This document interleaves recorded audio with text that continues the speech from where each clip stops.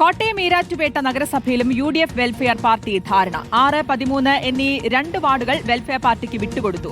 എന്നാൽ ധാരണയെക്കുറിച്ച് നേതൃത്വത്തിന് അറിവില്ലെന്ന് ജില്ലാ കൺവീനർ ഫിലിക്സ് മാത്യൂസ് പറഞ്ഞു. കോട്ടയം ജില്ലാ UDF അങ്ങനെ ചർച്ചയ്ക്ക് മുൻകൈ എടുത്തിട്ടില്ല. UDFന്റെ ഒരു നേതാക്കളുമായിട്ടും വെൽഫെയർ പാർട്ടിയും ആയിട്ടും ഒരു ചർച്ചയും ഇതുവരെ നടന്നിട്ടില്ല. അതിനെക്കുറിച്ച് കൃത്യമായ വിവരങ്ങളൊന്നും ലഭിച്ചിട്ടില്ല. അങ്ങനെ ആലോചിച്ചിട്ടില്ല. അഖിൽ കെയുണ്ട് വിവരങ്ങൾ നൽകാൻ. Akhil, good evening. ഈരാറ്റുപേട്ട നഗരസഭയിലും ഇങ്ങനെ ഒരു പാർട്ടി ധാരണ, UDF വെൽഫെയർ പാർട്ടി ധാരണ ഉണ്ടെന്ന് പറയുമ്പോഴും അതിൽ ചില ധാരണക്കുറവുകൾ ഉണ്ടെന്നാണോ മനസ്സിലാക്കുന്നത്?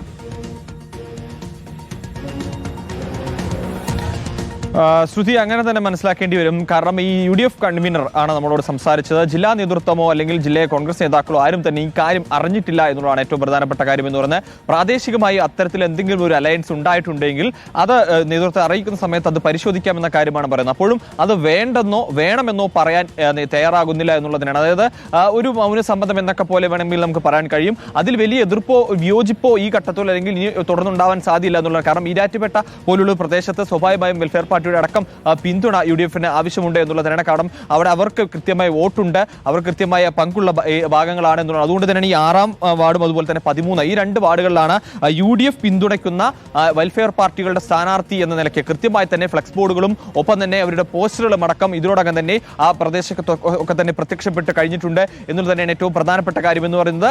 ഇനി ഇതിൽ വലിയ മാറ്റങ്ങളിലേക്കൊന്നും പോകാനുള്ള ഒരു സാധ്യതയില്ല എന്നുള്ളതാണ് പ്രാദേശിക നേതൃത്വം. അതായത് ഇതുമായി ബന്ധപ്പെട്ട ഈ തദ്ദേശ തെരഞ്ഞെടുപ്പിൽ ആരൊക്കെ മത്സരിക്കുന്ന അല്ലെങ്കിൽ കൃത്യം അലയൻസുമായി ബന്ധപ്പെട്ട കാര്യങ്ങൾ അത് മുൻപ് കഴിഞ്ഞ വർഷങ്ങളിൽ ഉണ്ടായിരുന്ന ആളുകളുമായൊക്കെ തന്നെ ഇത്തവണ അലയൻസിലേക്ക് പോകാമെന്ന കാര്യം പറഞ്ഞിട്ടുണ്ട്.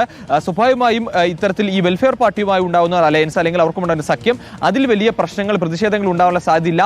അത് തന്നെയാണ് UDF കൺവീനറുടെ വാക്കുകളിൽ നിന്ന് മനസ്സിലാക്കാൻ സാധിക്കുന്നത്. അവർ അറിഞ്ഞിട്ടില്ല എന്നുള്ള കാര്യം കൃത്യമായി തന്നെ പറയുന്നുണ്ട്. തങ്ങൾക്ക് അതിനെക്കുറിച്ച് വിവരമില്ല. അത്തരത്തിലൊരു സഖ്യം ജില്ലാ തലത്തിൽ ഇല്ല എന്നുള്ളത് തന്നെയാണ്. പക്ഷേ പ്രാദേശികമായി ഉണ്ടെങ്കിൽ അത് വേണമോ വേണ്ടയോ എന്നുള്ള കാര്യമൊക്കെ അതിൽ വിശദമായ ചർച്ച നടത്തിയിട്ട്, അതായത് ഘടകകക്ഷികളിലെ മറ്റ് ഘടകകക്ഷികളുമായൊക്കെ തന്നെ വിശദ ചർച്ച നടത്തിയ ശേഷം തീരുമാനിക്കുമെന്നുള്ള ഒരു കാര്യമാണ് ജില്ലാ നേതൃത്വം അറിയിക്കുകയും ചെയ്യുന്നത്. എന്തായാലും ഇപ്പോൾ ഇതിലൊരു സ്ഥാനാർത്ഥിത്വം തീരുമാനമായിരിക്കുന്നു. അവിടുത്തെ പ്രാദേശികമായി UDF നേതാക്കളുമായൊക്കെ സംസാരിക്കുമ്പോൾ അവർ അത്തരത്തിലൊരു കാര്യമുണ്ട് എന്ന കാര്യം സ്ഥിരീകരിക്കുകയും ചെയ്യുന്നുണ്ട്. ശ്രുതി, ശരി, അഖിൽ കെ ആണ് വിവരങ്ങൾ നൽകിയത്.